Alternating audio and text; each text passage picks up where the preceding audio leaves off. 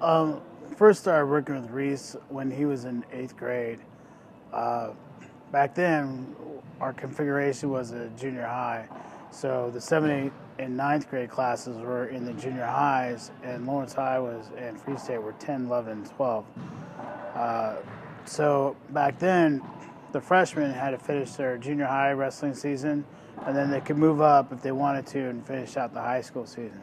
And we knew this was going to be a direct possibility with Reece that was going to happen. And so, his coming off his 8th grade year, he had broken his ankle at football, and so he was rehabbing that, and so got to get to know him through that.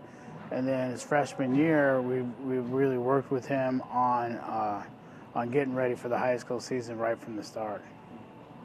The one thing was that his just unique presence and unique of everybody could be just totally out of it and surrounded, dropped in some nowhere land, not knowing what's going on or what needs to happen. And Reece would always say, "Don't worry, I got it. It's okay." He's the only 3-time state champion in Lawrence High history.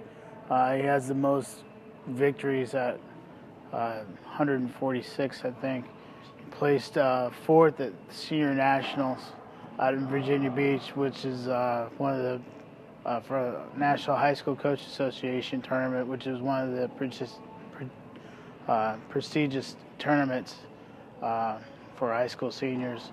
On his way to placing 4th,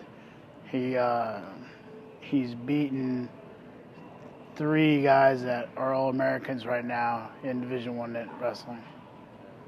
When he went down to Newman, he had great expectations, a lot of hopes, and the thing about it is that he never really got to show what his true potential was. He wrestled in 2 tournaments. He was battling some knee injuries throughout his career, and it's just a shame that he was just cleared this past summer to start wrestling again in December and January. And so we're looking for this for his breakout year, because the 2 tournaments he won were the 2 tournaments he entered in, and he pinned everybody through it. So just like, okay, so what's the next thing going on? And that's the one thing about it. You could always count on Reece coming through. And the one story that comes to mind, we're at Olathe North Duels, and we make a couple lineup changes, and it works out, and everything's going great. All we need to do is we got a heart of our lineup coming up, and all we have to do is pin our way out. And Reece is going up against a kid from Lee Summit West who he should just go out and pin. The kid stands up, and Reece grabs him, returns him to the mat, and gets called for a slam, which disqualifies Reece and gives them 6 points and we lose the match by 1.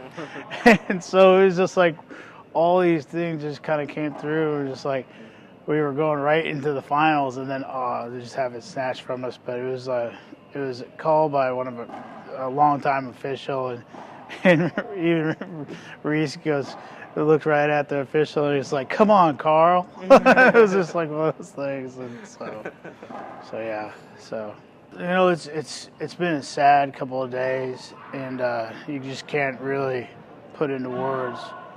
But the most, you always find the good in things of when they come out. And the one thing that's been good about this is that this has gotten a lot of kids to reconnect with each other that have lost touch with each other since they've graduated or since they've moved out or moved back.